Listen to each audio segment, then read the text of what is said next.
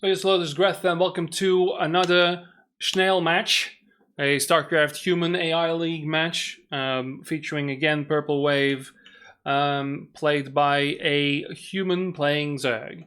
There we are. So, unfamiliar, so Purplewave is a AI that is training against other AIs in the, or versions of Purplewave, or iterations, should I say, of Purplewave, play in the SCHNAIL, the AI tournament, and then of course also in SCHNAIL. So these are getting pretty good. The iterations are getting a little scary. These games, of course, are a little bit to showcase Purplewave and his progress, or their progress. I don't know what the pronoun is probably is the pronoun for AIs. So there we are. There's an Overlord. This is a map that is reminiscent of Fighting Spirit. So last time, again, this is to showcase what these things are capable of, what are their strong suits, what are their weaknesses, and I know scant little of it, but I am fascinated by it, so I'm doing a game because humans bore me. That's alright. Brodaz is scouting the wrong direction. That is, of course, feigning weakness. So again, these AIs don't cheat. They don't have map hacks. They have to process information like any other player. The only reason why we're doing this in Open Brood War, in the Open Brood War replay viewer, should I say, is because look down at the APM, that is now currently 1500. So 16, and it'll only go up. It actually breaks the remastered replay viewer and the regular replay viewer because it's doing too many actions. It's clicking too much, which is not really an insult you regularly, or well, an observation you would see with a Protoss player. But yeah, there you are. We'll see how our dear friend, and of course, the AI is playing Protoss because we have to give him a chance, right? So there's a spawning pool there, and you can see the probe already acting differently now that it's found a target. I feel the probes aren't as annoying as they could be, but you know, it's still a ways away to imbue that true veminance. See, because it's not even attacking the hatchery, right? It's just gathering information, which is kind of cute, but not really true. We'll see here. You can see the little spazzy movements it's got down, but that's the second time I've seen that. It does spaz around and goes up to 3000 APM trying to get that probe out, but it doesn't really succeed. That is a sad thing. Against other AI opponents, I believe it does do that because the AIs try to anticipate, whereas a human just go, kill it, and it kills. So these are a lot of Zerglings. There's a 2-gay here, however. But no block yet, so I don't know. Oh, no, there's actually 3 zealots hugging an extractor. Or an assimilator, should I say. And I don't know why they do that. It's actively doing so. Now they're going to move out. Gas is not yet done. So are they going to block? Yeah, they are. So that was weird. So first going for that extractor, for some reason. Maybe for run-bys or something, I don't know, but then you should be at the front. Now they are at the front, being pushed through. Really wants those zealots to move somewhere, but that's not happening. Or, you know, they're just on guard, you know? That's an expansion. That's, yeah, ominous. So the player in question, I believe, is Iranian. Correct me if I'm wrong. He's in the NHFFA channel as well. He's a good player. I'm not sure because usually his APM is a little higher, but I assume so. Therefore, it is truth. Does know how to play against these AIs. So again, this is good. This is an okay surround, but a little bit too much. But still holding back. The Zealots are pushing. In the previous game I did, the Zealots knew there were too many because now adapted a different strategy, going for that 2-gate here. And now already pumping out, going for goons here, going for range as well. But there are 2 sunken colonists here, so let's see if he engages. That could be an interesting thing to happen here. Still trying to bob and weave, but yeah, losing a lot of lings in the process here. I see third base going down for Zerg. Yeah, he's just not going to try and engage. He wants to engage the... Oh, no, no, no. Okay. Maybe that... wants to engage when the Zerglings are there. Not when the Sunken Colony is in view, but did lose one of those Zealots. That's interesting. So because maybe the Zealot focused on the drone or something like... Oh, drone to kill. This is interesting. This is a nice... See, again, luring them. Because I don't know if they have memory of locations if they don't see them. Probably do. Like, there is Sunken Colony here. That's the range of it. There's already some goons here. That might make things interesting because they could whittle down the Zerglings. And now they're engaging. Okay, so that's enough force. No. No. Okay. That's an interesting thing. I'm fascinated about the decision making here. Like, they are taking damage on the Zealots. Some of the Zealots are low. But I guess damage unit is not a dead unit, so it's fine. Right? So that's 4 gates. Nothing much else. No, well, there are some minerals banked up here. There's 400. Yeah. Boom. Alright. Yeah, I didn't even see that probe. Sorry.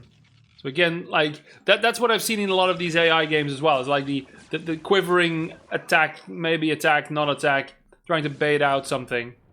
Because now these goons have range, I believe. Let's, look here. Yeah, they have range. I used the feature of the Open Brew or replay viewer. So he's just going to push this contain. There are 4 Sunken Colonies here now. There's a lot of goons, actually. There's not... I don't see any more Zealots being made.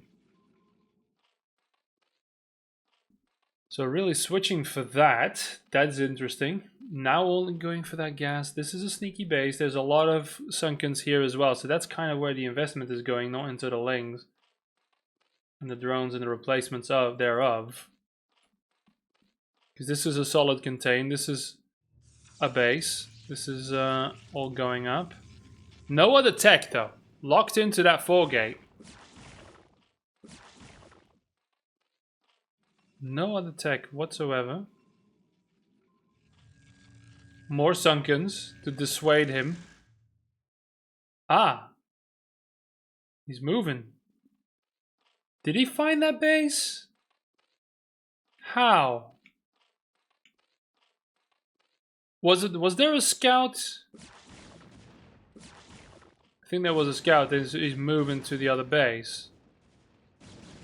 There's a lot of Sunken, and here they just engage regardless.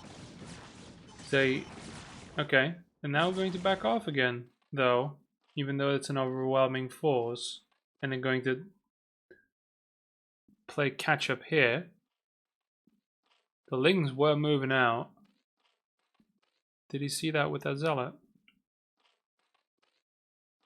Interesting.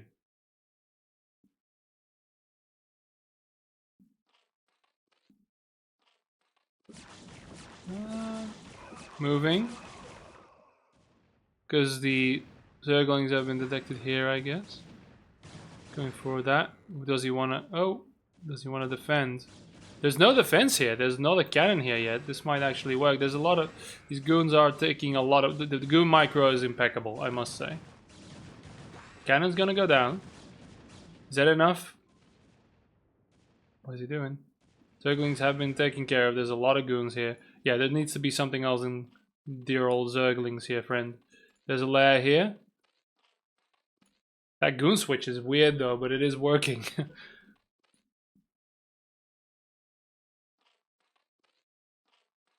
Right, so again, this is completely undefended, right? So that's definitely a flaw, but because of the pressure here, and now sacrifice, well, blocking off that third instead. There's definitely a lot of decisions that are a little bit...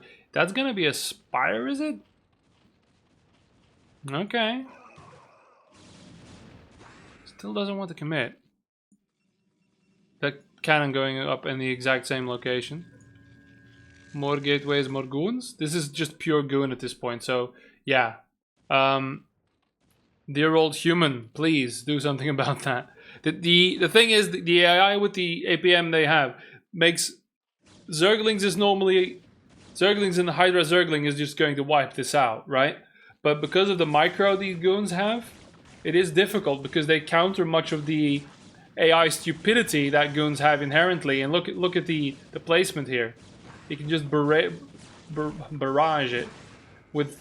Okay, yeah, he's losing goons, but it doesn't really matter. He's just pushing forward. Look at the literal immaculate movement here.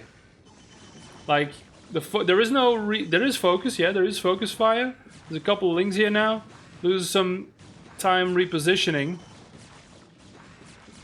It's moving. That's weird though. That's a little bit of a glitch. Trying to move through.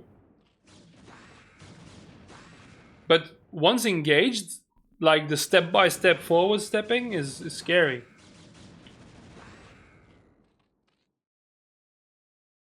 Because this is still, yeah, just keep sunkening. Just keep sunkening. Just keep. There's a lot of hatcheries here, a lot of investment here. That's a spire. It must be exhausting keeping track of this, or keeping up with. Because now he's overcommitting. And he, okay, backs off now. Goon's taking a look-see. Okay.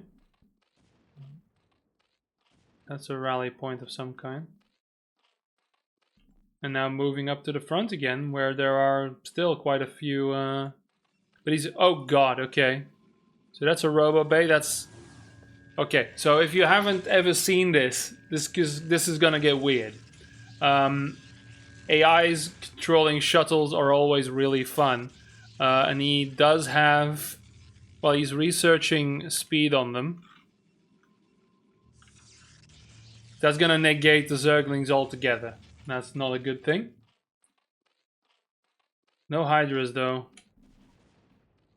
Now I don't know if the Zerg is playing in terms of testing, if this is a testing match to try and test the AI on certain things. That might be the case, and again, I say it so it is truth. So the window on using... Look at this, this is fun. Try to get a Scourge on that one. So once to get that shot... Oh, run! Run, littlings! Ay, ay, ay. See, the moment a single attack hits it, it gets picked up again. And then after that, yeah. So... That's just passing out. It's wonderful.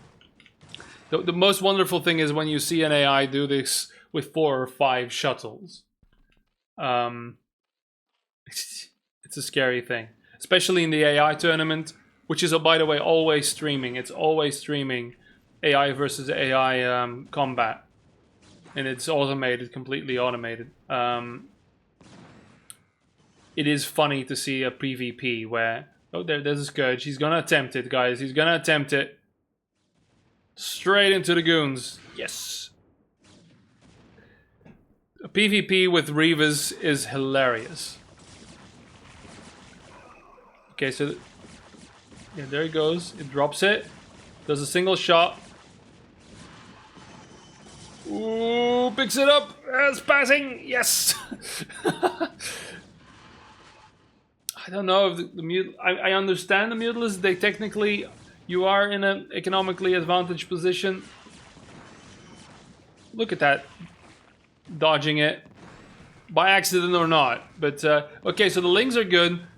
Keeping that Reaver on its toes. Spreading the Lings a little bit. They're still going to get annihilated here. Just moving away and just... This is where, yeah, the 20,000 APM comes into play. And you've got a lot of... This is full-on AI movement now. That Reaver just coming along. This is swarming the entire map with individual units. That's the thing they can do. That Reaver is caught out there, though. And yeah, is destroyed. Doesn't have his shuttle. Was just rat. He is the other one. This is the one that's being controlled. But there is... Hang on. There are 2 shuttles, however. Well, is that the second shuttle? He stopped the attack again, so there's 1 shuttle here. Oh, yeah, there are 2. So it's 1 Reaver per shuttle. And that third one didn't have a shuttle yet. So this is where things go fucking bananas. This is where you're regretting things. What is Zerg's army here? 28 lings and 1 mutalisk. That's not a good thing. Oh, so I can't do that? Okay. So, yeah, and now there's a base here, there's a base here. That's not looking too great. I actually did an attack on that, sorry, I missed that. It's very difficult. Yeah, the minimap is as tiny as it looks on the screen here for me. So he is finally going to break down this these sunken colonies here. And yeah, there's a lot of production here. There's some production, I don't know what's being produced. A lot of mutalisks. Okay. But just these lings, just swarming with these lings is not going to be enough. I don't know if the upgrades, adrenal glands, yeah. Oh, does he have? Oh, he already has that. Yeah, he has that. That's fine. This is finally going to get broken. The Reaver does go down. The shuttle's going to fuck off. There's another shuttle here. Don't know if that has a con, or is it going to pick up this Reaver? Yeah, there we go. Yeah, replacement Reaver. A little bit of an attack. Yeah, this is completely undefended. Again, there's definitely Achilles' heels, and the human playing isn't of an A level, you know, or used to be. So that is going to go down. What's the response here? That's just gone. Trying to see, definitely pushing towards it. Just gonna put it next to there. Alright, cool. Hubris. Because there isn't really a push forward. This is, the attack is now stopped in the front. Storm is gonna be entering the fray here. That's going to make things interesting. He is sending units. It's like, yeah, fine. Is he gonna cancel that? Yes. Might as well try and keep the units there, I guess, you know? Claim territory and all.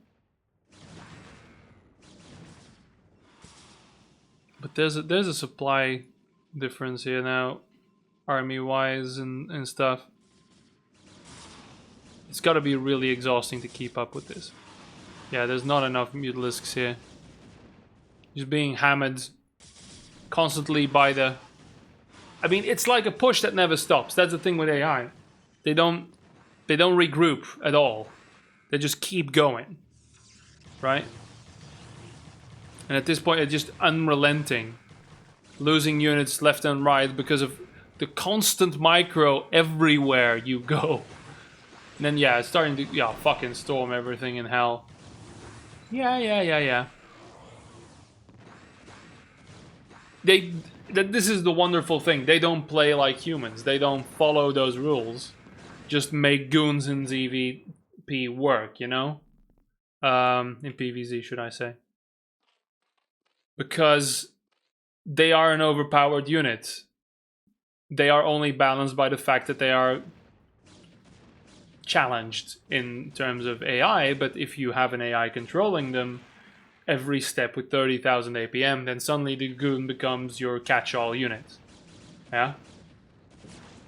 Because just the stutter stepping and everything. It is not perfect, right? This AI makes mistakes, loses goons, doesn't know exactly when to engage and loses units because of it.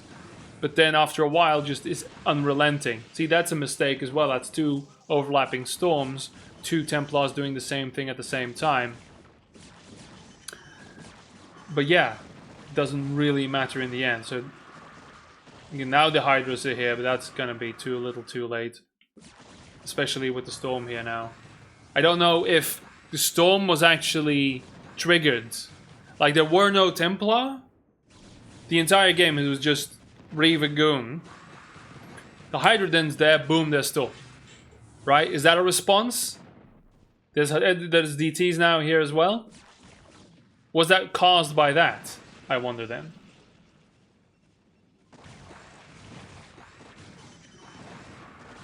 Yeah, so this is this force is now becoming substantial. It is now pooled to one place, even though there's shit going on all over the map, right? There's units patrolling everywhere. This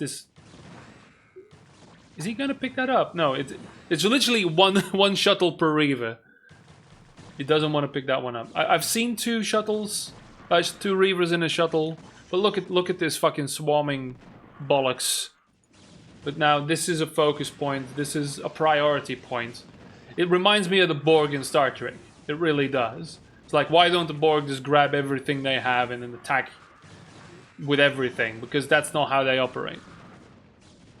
Right, there's a base in the middle here now. It's like, what is a priority, right? This is where the game ends, by the way. The human in defeat, exhausted. I can imagine being exhausted after this. Finally, breaching this, yeah, losing this was going to be the death knell here. It is interesting to see this unrelenting force. And not really given a like again, like the Borg in Star Trek. I'm sorry, I have to. If you don't know that reference, go away. I don't like you. But this again, this was attacked. That's fine. It got immediately put back up, even when the forces were still there, almost coldly. There's no emotion involved here, but it's like, you are going to fail. We are just going to build this in front of your face, and all your efforts are useless. Your efforts are futile, as it were. Just chipping away. This entire blockade here, the will they, won't they engage? They could have, but they didn't need to. That's another thing. Like, God, if they learn to work on endurance, it's like, if we extend the game to a certain point, the human will tire. I know it's not that sophisticated, but it does feel like, okay, if so many percentages of games that go for longer for 20 minutes result in victory, then play towards a game that, you know, is longer, because the percentages then go into favor. But yeah, it's funny to think about. It's funny, like, again, there's giant flaws in these games, and a better player would have been able to adapt quicker. Just locking yourself behind these sunken colonies does save you in the early game, but then not switching, right? But I wonder, and I'd love for people to explain it to me, if the detection of a hydroden causes, because there's no observers, right? Because there's an observatory, but I haven't seen a observer. Because I'm guessing they respond to what they detect. If a hydroden is detected, start going for storm. If there is a lurker, start building observers. Is there hydralisks? Yes, then already build the observatory to be ready in the event of lurker detection, right? Anyway, there you go. Another AI game. I'm not going to do these too often, but seeing the progress and the iteration there is kind of fun. I know other people have done. I've seen Artosis on their